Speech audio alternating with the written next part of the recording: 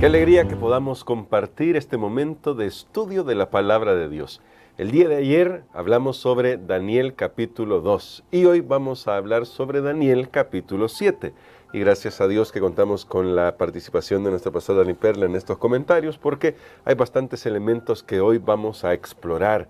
Así que vamos a pedir la dirección de nuestro Dios. Gracias por acompañarnos, porque el estudio de hoy estará muy interesante. Oremos. Bondadoso Padre, gracias por tus misericordias que nos permite aprender de tu palabra. Gracias por darnos este maravilloso don que es la revelación. Ayúdanos a escuchar tu voz, que tu Espíritu Santo hable a nuestras mentes. Lo pedimos en el nombre de Jesús. Amén.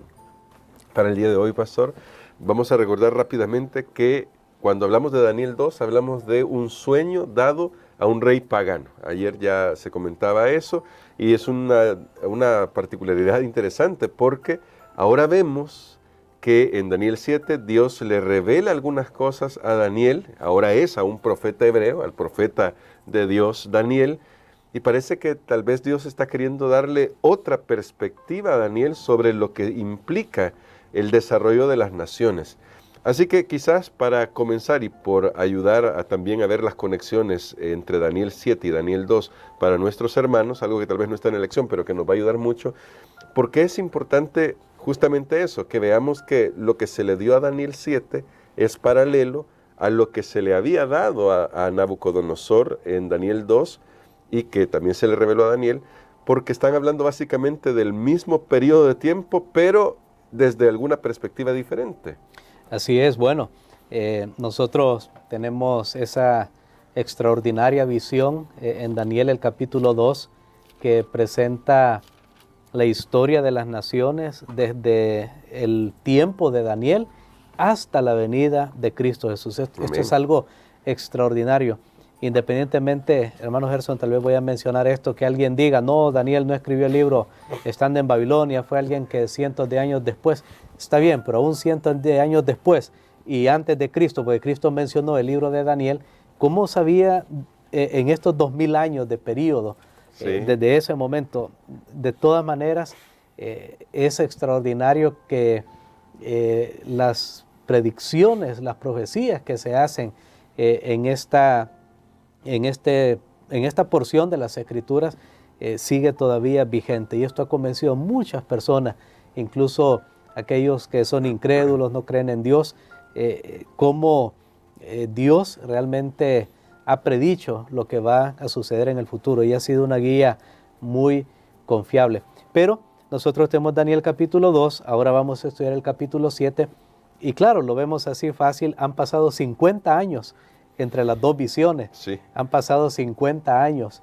Recordemos que Daniel estaba muy joven cuando llegó a Babilonia, ahora ya pasó medio siglo y Dios le presenta nuevamente, imagínense cuánto tiempo después, en el periodo ya de Belsasar, Dios le presenta nuevamente a Daniel la historia de los reinos, así como lo había presentado en el capítulo número 2. De paso, Daniel 7 es el último capítulo que está escrito en arameo, porque recordemos que era la lengua oficial del reino, donde Daniel y los hijos de Israel habían sido llevados cautivos por los hijos de Judá. Entonces, ahora Daniel va a ser el receptor de las visiones, de ahí en adelante hasta el cierre de ese libro maravilloso, el libro de Daniel. ¿Y cómo podemos nosotros estar seguros? Porque el mismo texto nos va dando las pautas de que se está tratando nuevamente del desarrollo de las historias de las naciones. Pero ¿por qué cambia? ¿Por qué cambia las imágenes? Bueno, es lo que vamos a ver a continuación. Justamente, vamos a ver esto porque me gustaría que vayamos a los primeros versículos de Daniel 7 y en los primeros versículos se nos dice lo siguiente, Daniel 7, versículos 1 al 3. para que veamos ya algunos elementos con los que necesitamos trabajar, a fin de que con la ayuda de nuestro pastor Dani Perla podamos ver esos elementos y no le permitamos a nuestra imaginación divagar, que lamentablemente ha sido un problema en la humanidad. Nuestra mucha imaginación cuando no es dirigida por la palabra. Pero dice acá, En el primer año de Belsasar, rey de Babilonia, tuvo Daniel un sueño y visiones de su cabeza mientras estaba en su lecho. Luego escribió el sueño y relató lo principal del asunto. Daniel dijo: miraba yo en mi visión de noche y he aquí que los 4 vientos del cielo combatían en el gran mar, y 4 bestias grandes, diferentes la una de la otra, subían del mar. Aunque luego se da la descripción de estas 4 bestias, para poner la base sobre lo que vamos a estudiar, pastor, llama la atención algunos elementos: los 4 vientos, el gran mar, las 4 bestias. ¿Cómo nos enseña la Biblia a entender estos símbolos a fin de que, como ya lo hemos dicho en otras ocasiones, no pongamos nuestras ideas en el texto? Así es. Bueno, lo que nosotros vemos aquí en esta visión es la Biblia lo menciona como un conflicto. Noten lo que él dice: combatían en el gran mar, los 4 vientos del cielo combatían en el gran mar, el mar Mediterráneo en esa época. Y bueno, mañana lo vamos a estudiar un poco más a profundidad, estas referencias que hace la Biblia cuando habla del mar, cuando habla de vientos. Recuerden ustedes que, regresando a Daniel capítulo 12, nos hablaba, aquí tenemos un metal que representa un reino, luego otro metal representa a otro reino, pero no se nos dice por qué iba a haber una sucesión de reinos. Ajá. Ahora en Daniel capítulo 7 tenemos el por qué. Hay conflictos, hay guerras. Eso representa esta visión de los vientos, del mar. Hay conquistas, un reino viene, se levanta, se va haciendo fuerte, aplasta a otro. Es decir, no es una sucesión pacífica. No es algo que es automático, algo que está dado ahí por azar, no, sino que hay conquista, y esto es lo que está mostrando Daniel 7. Entonces tenemos que entender eso, porque ahora se vienen esas imágenes, esas figuras, como el mar, como el viento, etc. Ese es un elemento clave que tenemos aquí, que no teníamos en el capítulo número 2 de Daniel.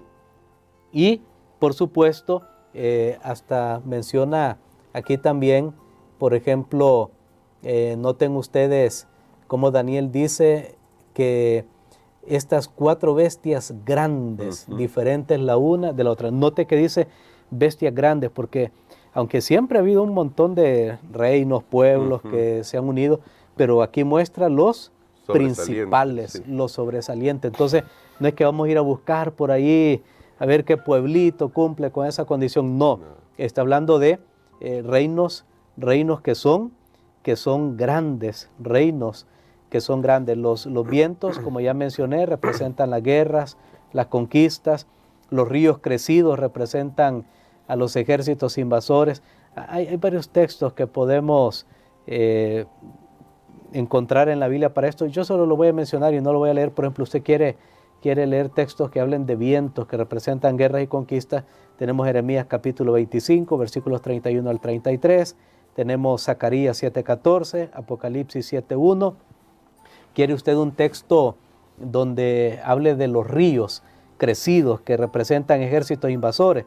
Tenemos Isaías 8, capítulo 8, versículos 7 y 8, Jeremías 46, versículos 6 al 8. Bueno, notemos que en la Biblia, recordemos que en profecía tenemos que buscar el significado del símbolo en el texto más amplio de la palabra de Dios. Así que eso es lo que tenemos acá, pero hay algo más.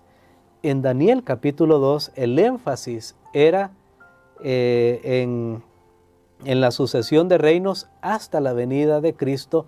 Era un énfasis geopolítico. Más bien es para nombrarlo, que tenemos aquí un reino, luego viene otro reino, viene este otro y ya. Pero en Daniel, el capítulo 7, que es el que estamos estudiando hoy, ya se nos presenta también la sucesión de reinos, pero en relación también al pueblo de Dios. Hay un elemento ya no solo geopolítico, sino político y religioso. Porque cuando vemos aquí el cuarto reino, luego menciona que hay un cuerno pequeño que surge y que tenía pretensiones religiosas. Así que la visión de Daniel capítulo 7 era más específicamente para ser entendida en el contexto del pueblo de Dios. Y eso me llama la atención por una razón. En la antigüedad la lección destaca un poco esto, pero me gustaría profundizar por esa área, que es el hecho de que el pueblo de Dios de alguna manera representaría un lugar de paz en medio de todo el conflicto que está. Eso también se va a ver un poquito más el día de mañana, pero en medio de todo el conflicto que está, es un lugar de paz mientras Dios sea el que gobierne. Pero como el pueblo de Israel decidió que no quería a Dios, está sumergido luego en todo este conflicto.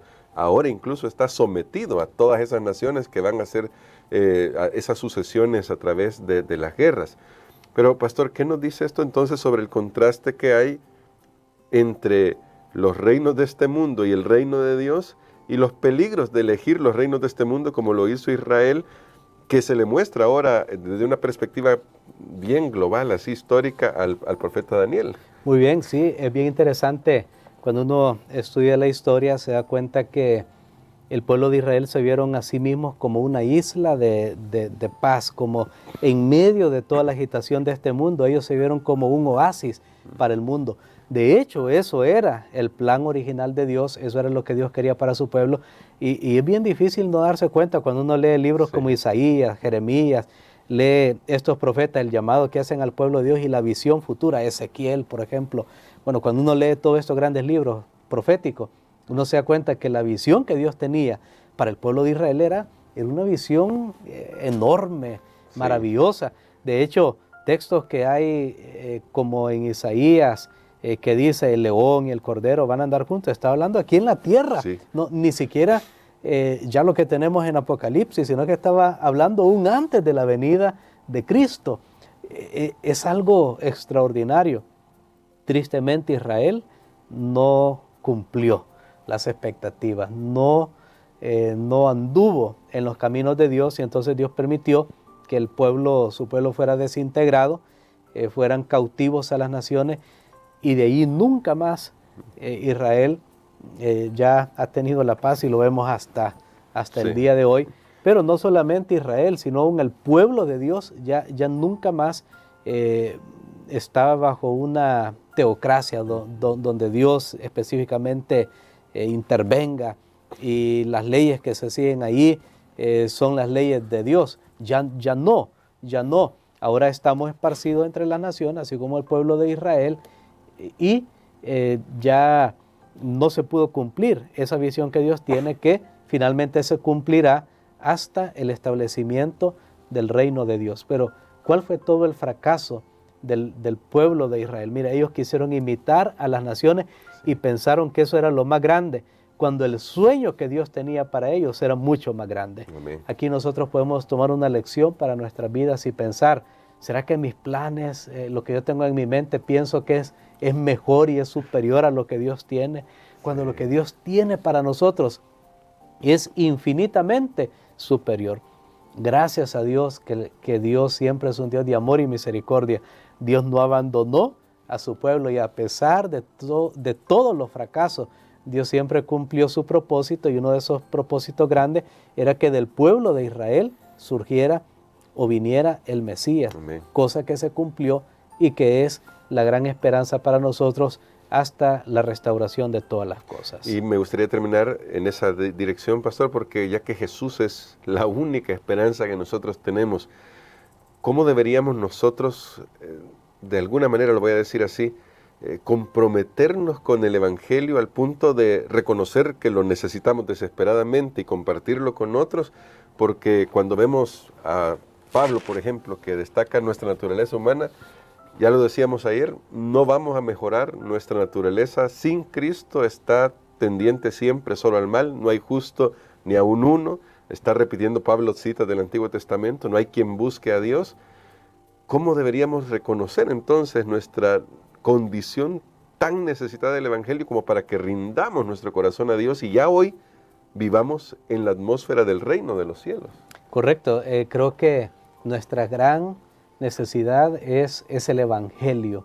Es el Evangelio, que el Evangelio son esas buenas noticias que nos llevan de regreso a lo que se ha perdido. Amén. Y solamente lo podemos lograr a través de Cristo Jesús.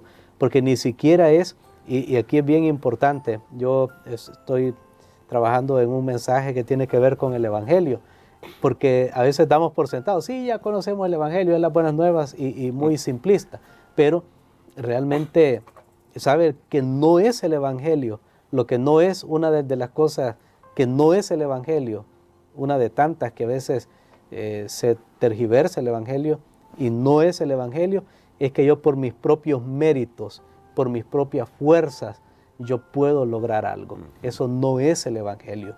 Dios no te salva y luego te dice, ahora tú, por ti mismo, por tus esfuerzos, ahora mira qué haces. No es, siempre será por la gracia. El Evangelio siempre será el poder de Dios actuando en mi vida. Es lo que decía Pablo, ese texto tan lindo, Filipenses 4:13, todo lo puedo en Cristo que me fortalece. Ahí está la clave.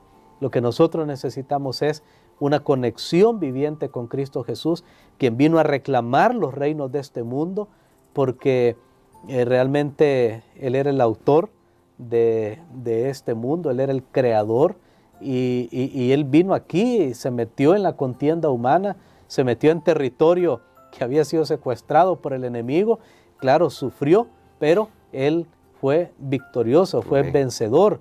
Y entonces ahora los reinos, cuando vamos a Apocalipsis, se hace bien claro que ahora los reinos le pertenecen a Jesús en virtud de su sacrificio, su muerte, y Él desea compartir ese reino con nosotros. ¿Dónde está eso?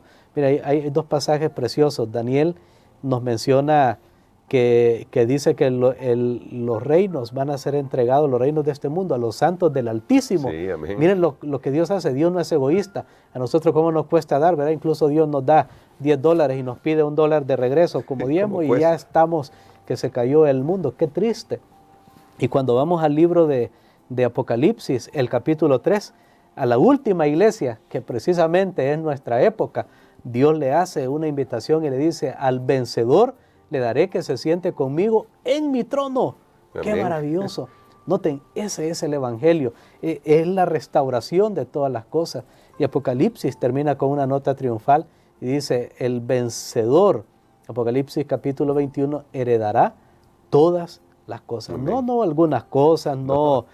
Cuando he visto, a veces cuando como iglesia tengo que comprar una propiedad o algo y cuando pertenece a varias personas, bueno, fulano de tal es poseedor del 12%, el otro del 20% y el otro, y Dios no está diciendo, bueno, a Dani Perla le voy a dar un 3%, a otro le voy a dar 5%, no, a cada uno le hace la promesa y le dice, heredará todas las cosas.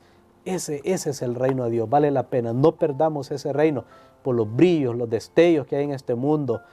Hay cosas que Dios ha permitido avance, crecimiento, porque Dios puso en el hombre una imaginación, Dios puso en el hombre una capacidad y lastimosamente a veces lo usamos más para el mal que para el bien, pero no permitamos que esto nos impida ver la gloria futura que en realidad aguarda para todos aquellos que entregan sus vidas a Cristo Jesús. Y nosotros queremos que todos los que están viendo estas transmisiones o escuchándolas en radio puedan decidirse porque Jesús sea lo más importante en su vida. Y por eso le queremos pedir a nuestro pastor que ore por nosotros para que nuestros ojos sean iluminados, ojos espirituales por el Espíritu Santo, a fin de que veamos el gran regalo que Dios nos da con el Evangelio. Amén. Padre, nuevamente te damos gracias, Señor, por las promesas que tú haces. Gracias porque nuestra mirada está puesta en el reino eterno que no tendrá fin. Ayúdanos a aceptar ese reino eterno en el nombre de Jesús. Amén. Amén.